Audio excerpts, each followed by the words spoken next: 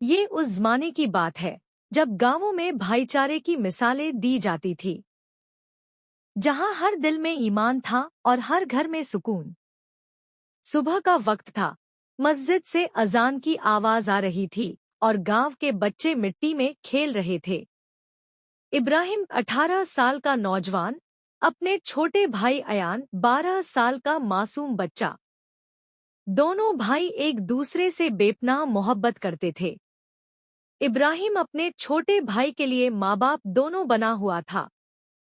एक दिन अचानक उनकी माँ की तबीयत बिगड़ गई। चारपाई पर पड़ी माँ की आंखों में दर्द था और इब्राहिम की आंखों में फिक्र। अयान खामोश खड़ा था, कुछ समझ नहीं पा रहा था। हकीम ने इलाज के लिए कुछ दवाएं बताईं, लेकिन घर में पैसे नहीं थे। इब्राहिम रात के अंधेरे में पुराने सिक्के गिन रहा था और अयान चुपचाप उसे देख रहा था। इब्राहिम ने माँ की पुरानी चूड़ियां उठाईं और गांव के सुनार के पास बेच दी। दिल भारी था, लेकिन माँ की सेहत के लिए ये कुर्बानी जरूरी थी। अल्लाह ने करम किया, माँ की तबीयत अब बेहतर थी। हकीम की दवाओं ने असर दिखाया और इब्राहिम की मेहनत रंग लाई। एक दिन अयान ने गांव के बच्चों को मदरसे जाते देखा। उसकी आंखों में चमक आ गई। भाईजान, क्या मैं भी मदरसे जा सकता हूँ? अयान ने मासूमियत से पूछा। इब्राहिम जानता था कि मदरसे की फीस और जरूरतें आसान नहीं है, लेकिन उसने तय किया, चाहे जितनी मेहनत करनी पड़े, वो अयान को पढ़ाएगा। वो सुबह खेतों में और शाम को मजदूरी करने लगा। वो दिन आया जब अयान पहली बार मदरसे गया। सफेद कुर्ता, टोपी और कंधे पर छोटा सा थैला। इब्राहिम ने उसे दूर तक जाते हुए देखा।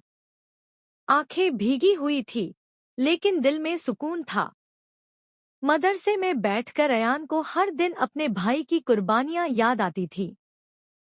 वो जानता था कि जो भी वो सीख रहा है, उसके पीछे इब्राहिम की मेहनत और मोहब्बत है। वक्त गुजरता गया। अयान बड़ा होता गया, इल्म में आगे बढ़ता गया। और इब्राहिम, वो आज भी उसी मेहनत में लगा हुआ था, बिना किसी शिकायत के।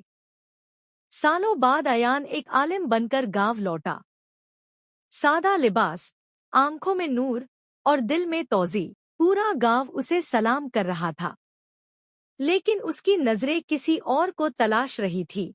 गांव के एक कोने में, पुराने दरख्त के नीचे, इब्राहिम बैठा था। हाथ में वही पुराना लकड़ी का खिलौना और आंखों में इंतजार। उसके लबों पर एक ही दुआ थी, अयान खुश रहे। अयान दौड़ कर आया और इब्राहिम से लिपट गया। दोनों भाई देर तक रोते रहे। आज अल्फाज की जरूरत नहीं थी, सिर्फ मोहब्बत थी। गांव के चौपाल में अयान ने तकरीर की, अगर आज मैं कुछ हूँ, तो सिर्फ अपने भाई की कुर्बानी की वजह से हूँ। उसने अपने सपनों को छोड़कर मेरे लिए रास्ते। अयान ने इब्राहिम को सीने से लगाया। भाईजान, आपने मुझे पढ़ाया, लेकिन असल आलिम तो आप हैं। इब्राहिम मुस्कुराया, मुझे तुझ पर फ़ख्र है। कुर्बानी का मतलब सिर्फ जान देना नहीं होता। कभी कभी अपने अरमान छोड़ देना भी सबसे बड़ी कुर्बानी होती है।